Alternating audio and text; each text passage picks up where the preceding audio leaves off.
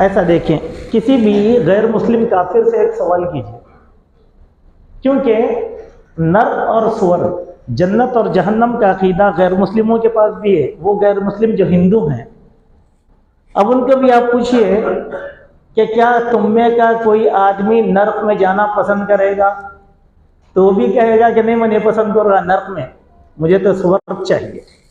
देखिए वहां पर भी अकीदा है ना, लेकिन क्या उनके अमाल स्वर्ग की तरह हैं? वो तो शिर्क कर रहे हैं, अल्लाह पर ईमान नहीं रखते हैं, रसूलुल्लाह पर ईमान नहीं रखते, किताब पर ईमान नहीं रखते, लेकिन उनकी उम्मीद क्या है? जन्नत में दाखिल होना। तो यही अकीदा, यही नजरिया हम में के कुछ मुसलमानों का भी है। एक बात। दूसरी बात, हम में के बाद मुसलमान या अक्सर ऐसे हैं जो ये जाम कर चुके हैं कि वो जहन्नम में जाएंगे ही नहीं। ये गलतफहमी कहाँ से आ गई ये नहीं मालूम, आगे हदीस आएगी तो हम उसकी तशरीह में आपके सामने रखेंगे। बहरहाल इस बात को समझाना बहुत ज़रूरी है कि ईमान की निशानी ये है कि आदमी कुफर में जाना भी नापसंद करे और जहन्नम में जाना भी नापसंद करे। ये जज्बा इंसान में होना चाहिए। हमें क्या कोई आदमी काफिर नहीं हो सकता, लेकिन हो जाता है। कैसे? अल्लाह के नबी ने कहा, मन तरक सलात मुतअम्मिदन फक़द कफ़र, जिस आदमी ने अमदन जानबूझकर नमाज को छोड़ दिया तो वो काफिर हो गया, सीधा सीधा काफिर हो गया नहीं। अब नाम अब्दुल्ला अब्दुल रहीम है उसका, लेकिन उसका अमल क्या है? ऐसे हजरत आयशा रज़ी अल्लाह अन्हा बयान फरमाती हैं कि मन अता काहिनन औ अर्राफ़न फसद्दक़हु मा यक़ूल, जो किसी काहिन के पास आए, रम्माल के पास आए, जफ़्फ़ार के पास आए, नजूमी के पास आए, उसकी बातों को यकीन कर ले, फ़क़द कफ़र मा उन्ज़िला अला मुहम्मदिन सल्लल्लाहु अलैहि वसल्लम, तो उस आदमी ने जो कुछ शरीयत नबी पर नाजिल हो गई है उस शरीयत के साथ उसने कुफर कर लिया। फिर नाम क्या है उसका? तो क्या ये ईमान है? नहीं, ये ईमान नहीं होता। ईमान क्या है? नापसंद करना, हर वो बात जो शरअ के खिलाफ हो वो नापसंद करना। इस दिन में जो हदीस वारिद हुई है, बड़ी अच्छी हदीस और बड़ी जामे हदीस है। इस हदीस के रावी हजरत अनस इब्न मालिक रज़ी अल्लाह अन्हु हैं। वो बयान फरमाते हैं कि रसूलुल्लाह सल्लल्लाहु अलैहि वसल्लम ने इरशाद फरमाया, सलासुन मन कुन्न फीही वजद हलावतल ईमान। 3 किस्म की बातें ऐसी हैं, ये 3 बातें अगर किसी इंसान के दिल में आ जाएं तो उस इंसान को ईमान का मजा मिल गया, उसने ईमान की मिठास चख लिया, उसके दिल में हलावत ईमान है। 3 बातें किसी भी इंसान में, ये 3 बातें अगर हैं तो ईमान की मिठास उसके अंदर आ गई, यानी वो कामिल मोमिन हो गया। पहली बात, मन कान अल्लाहु व रसूलुहु अहब्बा इलैहि मिम्मा सिवाहुमा, कि उस आदमी के नजदीक अल्लाह और उसके रसूल, ये सारी की सारी कायनात और ये 2 जहां से ज्यादा महबूब। पहली चीज अल्लाह, फिर रसूलुल्लाह सल्लल्लाहु अलैहि वसल्लम, कि वो सबसे ज्यादा चाहता है अल्लाह और उसके रसूल। अल्लाह अकबर। अब ये चाहत के माने क्या है? इसकी तशरीह लंबी हो जाएगी। यानी मेरी, चूंकि मैं अल्लाह और उसके रसूल के मानने वाला हूँ, मेरी सारी की सारी जिंदगी अल्लाह और उसके रसूल पर चलेगी, ये मेरी मोहब्बत है। इसीलिए एक मशहूर हदीस है जो हम बार बार सुनाते हैं, मन अहब्ब सुन्नती फ़क़द अहब्बनी व मन अहब्बनी कान मइया फ़िल जन्नह। जो इंसान मेरी सुन्नत के साथ मोहब्बत करे तो वो मेरा महबूब है, और जो मेरा महबूब है वो जन्नत में मेरे साथ रहेगा। बोले तो माने क्या है? जिसमें नबवी से जितनी मोहब्बत होती है, शरीयत मोहम्मदी से उतनी मोहब्बत होनी चाहिए। मर्द आप बोलिए कि मज़ाहिब के बड़े लोगों को ऐसा कौन सा मजहब है जो अपने बुजुर्गों की पैरवी नहीं करता? बतलाइए आप। अंधे हैं वो लोग, जिन लोगों का वजूद नहीं है उनकी मोहब्बत में अंधे हैं। अकीदा है कि नहीं है? देखिए, राम का अकीदा है, लक्ष्मण का अकीदा है, मोहब्बत कितनी है उनको उनकी। तो क्या हम बोलेंगे कि महबूब हो गए? नहीं, उनके तरीके पे चल के दिखाओ उन्होंने क्या कहा। मोहब्बत तकाजा करती है कि अपने महबूब के उसूल को इख्तियार करने का। यह दुनिया कुछ भी हो जाए लेकिन मेरे महबूब मुझसे हरगिज न छूट जाए। अब आप बोले हमारे पास सारी चीजें हैं, अगर खुशनूदी रब अगर नहीं है तो क्या हम कामयाब होंगे? हौज़े कौसर पर वो आदमी कामयाब होगा जो सुन्नत का पैरोकार है, जो नबी का महबूब है। वो आदमी कामयाब नहीं होगा जो नबी करीम सल्लल्लाहु अलैहि वसल्लम की सुन्नतों से एराज करने वाला है। तो पहली बात ये अकीदा हो कि मेरा अल्लाह और मेरे रसूल मेरे लिए सबसे ज्यादा महबूब है। एक जुमला मैं कहना चाहता हूँ, मुझे याद आ गया इसके ज़िम्न में। वो जुमला ये है कि आपने सुना होगा कि एक बहुत अच्छा लीडर, बहुत अच्छा कायद दुनिया के अंदर पैदा हुआ था, लेकिन लोगों ने उसकी क़ियादत को चलने नहीं दिया। उसने यूएनओ में एक बड़ी प्यारी बात कहा था और बड़े बड़े मुस्लिम हुक्मरान और फ़िलासफ़र वो बात नहीं कर सके। मैंने क्या कहा था? मैं दुनिया को ये बता देना चाहता हूँ कि कायनात के सारे मुसलमान अपने अल्लाह और अपने रसूल से दिल की गहराइयों और जज्बात के साथ मोहब्बत करते हैं, और तकलीफ़ों में सबसे ज़्यादा तकलीफ़ दिल की होती है, और ये दुनिया हमारे दिल को तकलीफ़ दे रही है, हमारे नबी की गुस्ताखी कर रही है। हम यही बता देना चाह रहे हैं। सुभान अल्लाह। देखिए इस चीज़ का नाम क्या है? ईमान, हलावत। मेरे नबी नहीं। अब हम लोग कैसे मुमिन हैं? अल्लाह के नबी की शान में अगर कोई गुस्ताखी करा, सड़कों पर निकल जाएंगे, एहतजाज करेंगे, पुतले नजर आतिश करेंगे, ऑफिसों को जला देंगे। सबको हुब्बे रसूल नहीं, ये हुब्बे रसूल नहीं होता। हुब्बे रसूल क्या है समझे नहीं हम लोग? रसूल की मोहब्बत क्या है? तो अल्लाह के नबी क्या कहते हैं?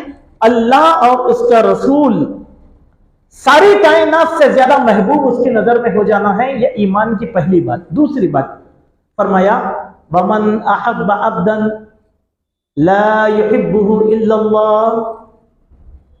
अगर कोई आदमी, कोई मुसलमान किसी मुसलमान से मोहब्बत करता हो तो उसकी मोहब्बत अल्लाह की रजामंदी के लिए चाहिए।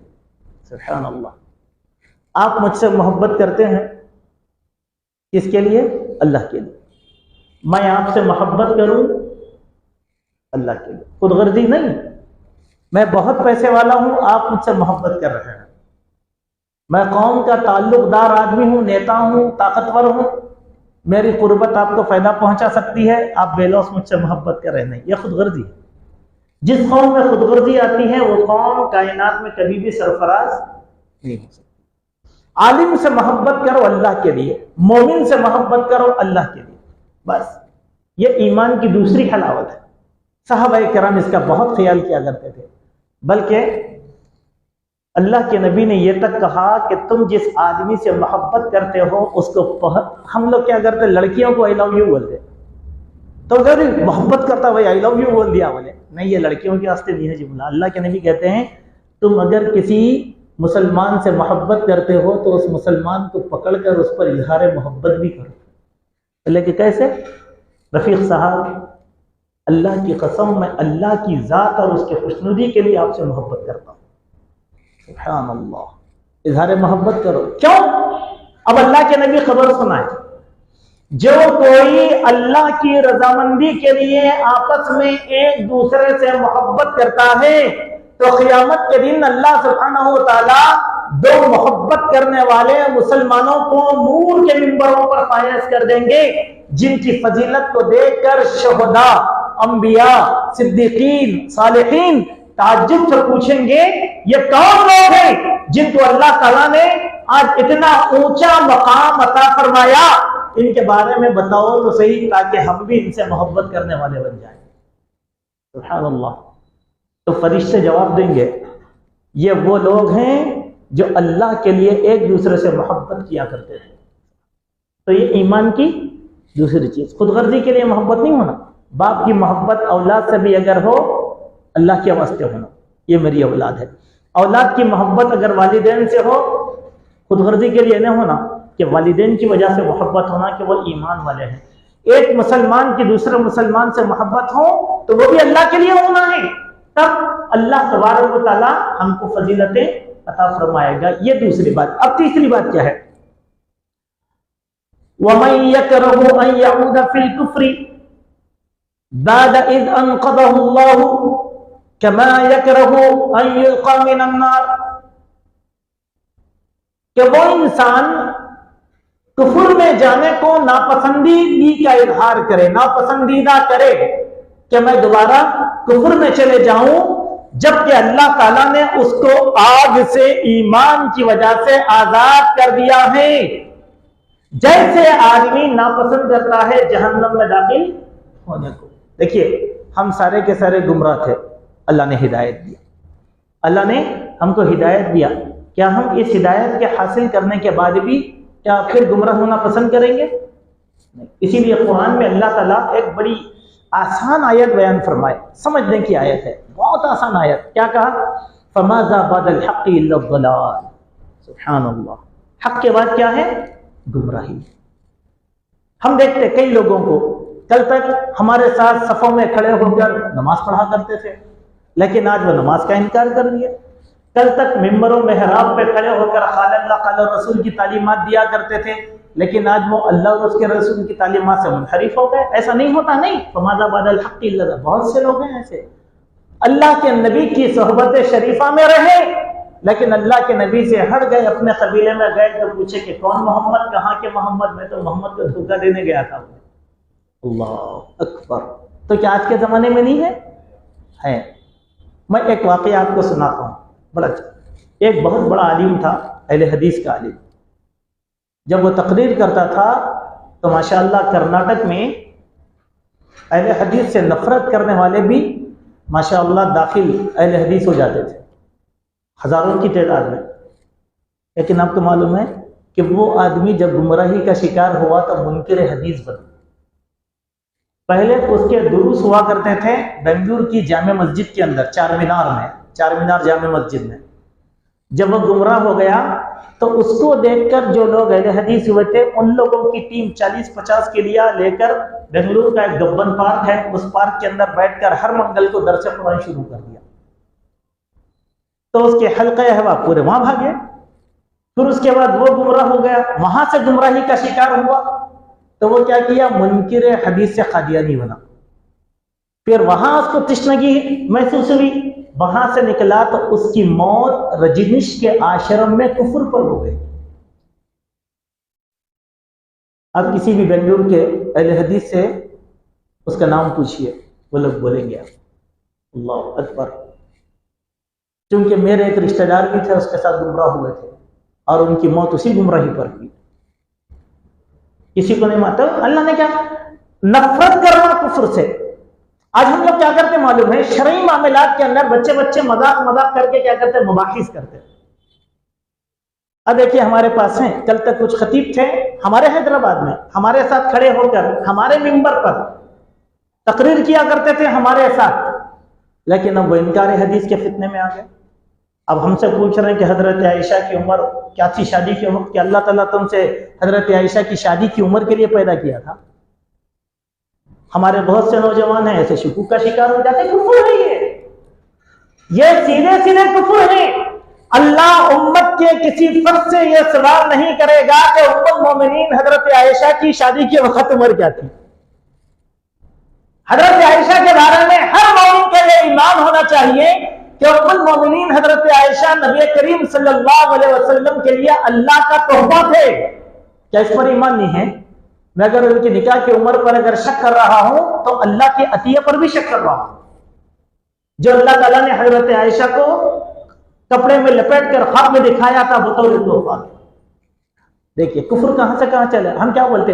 कुफर नहीं होता। ये नमाज पढ़ने वालों को आप मोमिन मत समझो, इनमें के कई ऐसे हैं जो काफिर भी हो गए।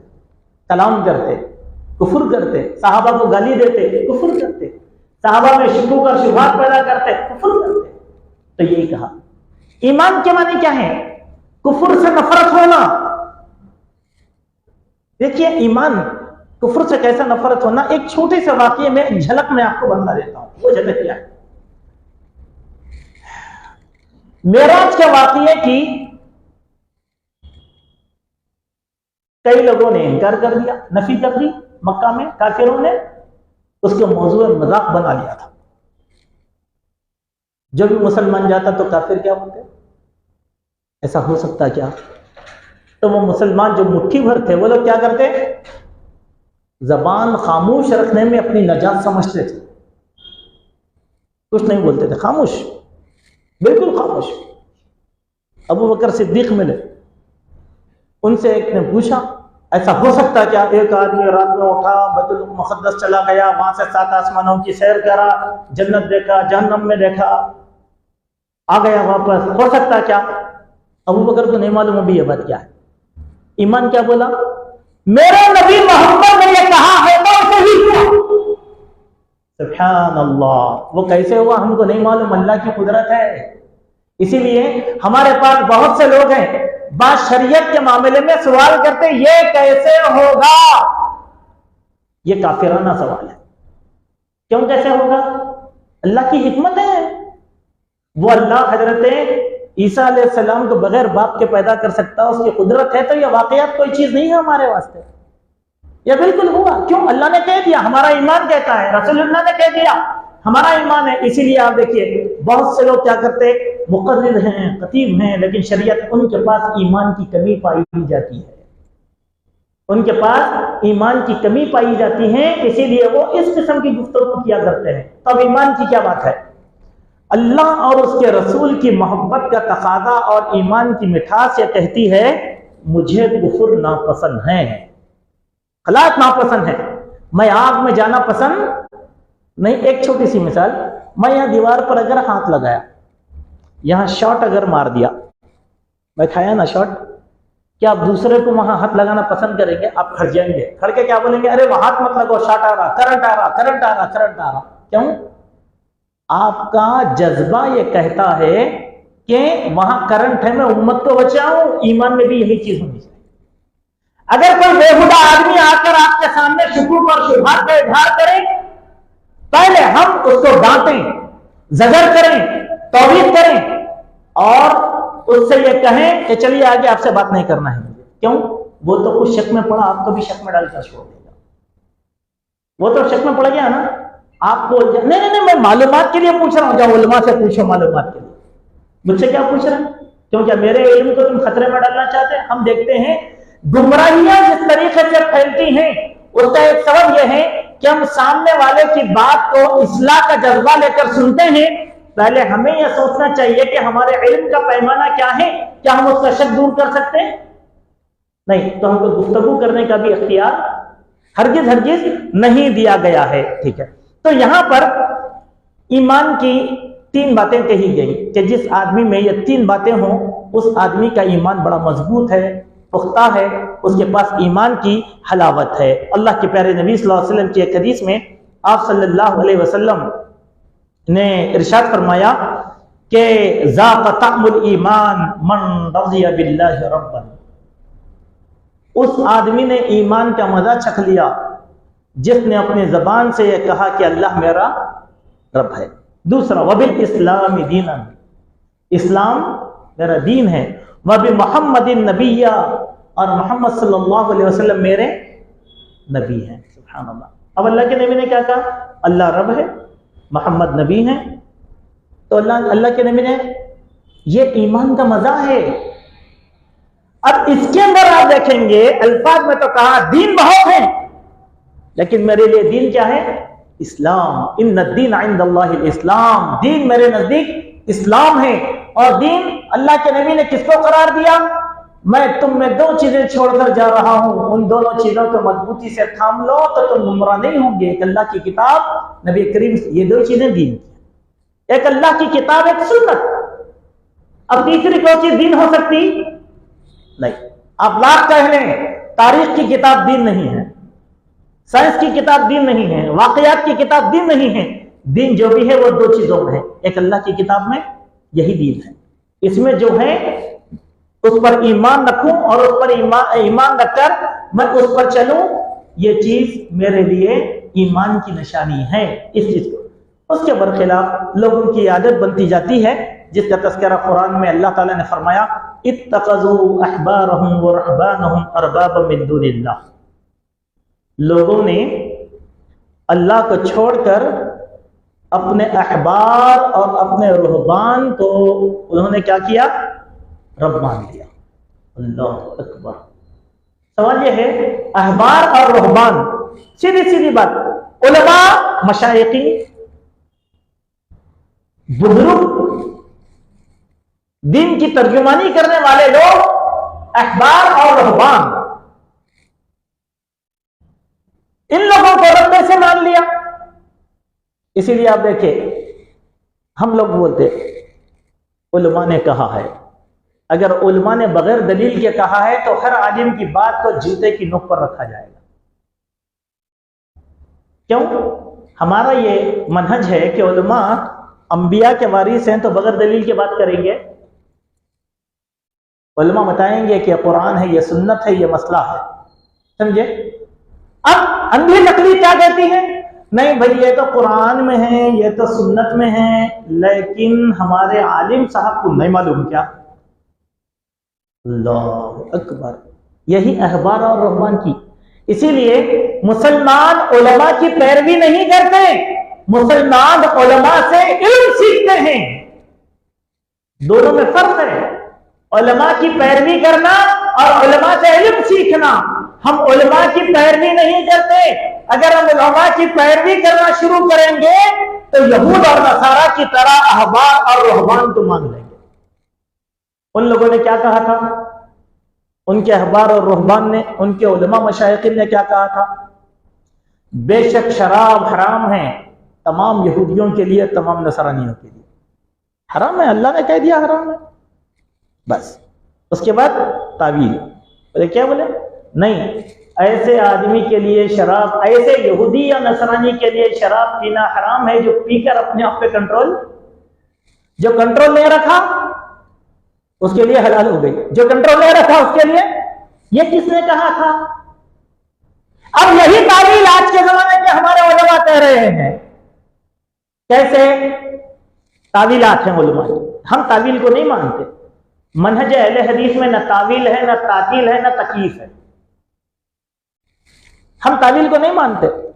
अब आज के उलमा क्या बोल रहे हैं? नहीं, हिंदुस्तान दारुल हर्ब है, यहां सूद खाया जा सकता। ये किसने कहा? अल्लाह ने वही कहा। तुम तो अहबार और रुहबान की पैरवी करके उनको रब मान रहे हो। नहीं, सूद पहले दिन से हराम था, जब उसकी हुर्मत नाजिल हुई, क़यामत तक हराम है। अफ्रीका के जंगल में रहने वाले मुसलमान के लिए भी सूद हराम है, सऊदी अरब में रहने वाले मुसलमान के लिए भी सूद। ऐसा नहीं, अफ्रीका के लिए अलग हुक्म, सऊदी अरब के लिए। हमारे दिन में नहीं है ये चीज। ऐसी कई चीजें हैं जिसको हमारे उलमा ने इख्तियार कर लिया।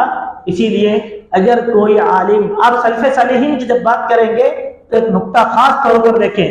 सल्फ़े सालिहीन जब कोई बात कहते हैं तो उनकी बात में हिकमत और दलील होती है, बगैर दलील की बात नहीं करते। अगर कोई तकलीफ के माने क्या है? बिना दलील शरई के किसी भी की बात को ब्लाइंडली नकल करके और पर अमल करना तकलीफ कहलाती है। इसीलिए हम मुक़ल्लिदीन का ग्रुप नहीं है, हम मुत्तबईन हैं। मेरे भाइयों, आज के दर्स में जो बातें आ रही थी उन बातों को मैंने आपके सामने रखा। इसी ज़िम्न में अहले इल्म ने कहा कि कुफ्र से निकल के फिर कुफ्र में जाने की दो सूरतें हो सकती हैं। पहली सूरत क्या है कि आदमी पहले मुसलमान नहीं था, लेकिन अल्लाह की तौफीक से वो इस्लाम में दाखिल हुआ तो उसे आग में डाले जाने की तरह कुफ्र की तरफ लौटना नापसंद। पहले मैं मुसलमान नहीं था, अब मुसलमान हो गया, तब मैं आग से डरूंगा, ये मेरा ईमान है। दूसरी बात, आदमी पहले से मुसलमान था, लेकिन अब आमाल इस कदर मजेदार मालूम होते हैं कि अब वो कुफ्र के ख्याल से भी दूर भागता है। ये जज्बा हमारे अंदर होना चाहिए, ये जज्बा हमारे अंदर। इसीलिए इस हदीस की रोशनी में मैं ये गुजारिश आप अहबाब से करना चाहता हूँ। फितने बहुत हैं हमारे पास, और मैं अगर बोलूँ तो फितने सारे दाखिल हो रहे हैं हमारे अहले हदीस मस्जिदों के दरवाजों में। इसीलिए अपने उलमा को छोड़कर किसी भी अहले गैरे की बात को मत मानिए। आप हर मस्जिद में है फितने।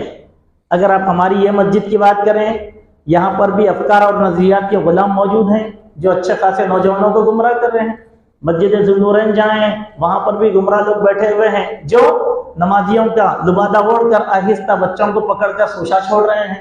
अगर आप राबिया मस्जिद जाएं, वहां पर भी कुछ नौजवानों का ग्रुप है। अगर आप जो है चेलापुरे की मस्जिद चले जाएं, वहां पर भी है। बाबा नगर आप चले जाएं, वहां पर भी 50-60 नौजवानों का ग्रुप है। अगर आप हसन नगर चले जाएं, ये पूरे फितने आ रहे हैं हमारे पास। अब हमको इन फितनों की नफी कैसे करना है?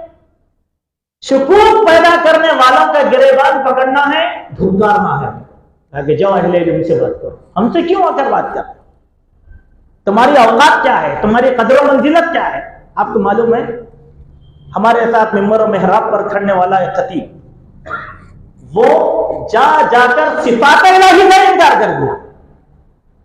कुछ सिफात का कहने लगा नहीं है, ये नहीं होते सिफात। बाद मुहद्दिसीन के बारे में खड़े होकर कहने लगा नहीं, ये तो शिया से बने हैं। अल्लाह, ये तुझको किसने कहा? तुझको किसने कहा ये बात? तो इस तरीके से गुमराही हमारे दिलों में दाखिल होती है। इसीलिए वो हदीस की तरफ जाओ कि अल्लाह के नबी ने क्या कहा, सारे मुसलमान जन्नत में नहीं जाएंगे, बगैर हिसाब किताब के 70,000 लोग जाएंगे। क्यों जाएंगे 70,000 लोग? अकल तरीन तक करोड़ों की तादाद है, 70 क्यों जाएंगे? वो कसौटी पे उतरना है। कई मुसलमान ऐसे हैं, आगे हदीस में आएगा, आयत हफ्ता उस हदीस को आपके सामने रखेंगे कि मुसलमान जहन्नम में जाएंगे, अपनी सजा भुगतेंगे। अगर ईमान रहा तो फिर अल्लाह वहां से निकालेगा। कैसे निकालेगा? उसकी कैफियत हदीस में बयान की गई है। ये चंद बातें थी, इख्तिसार से आपके सामने इसीलिए रखी गई हैं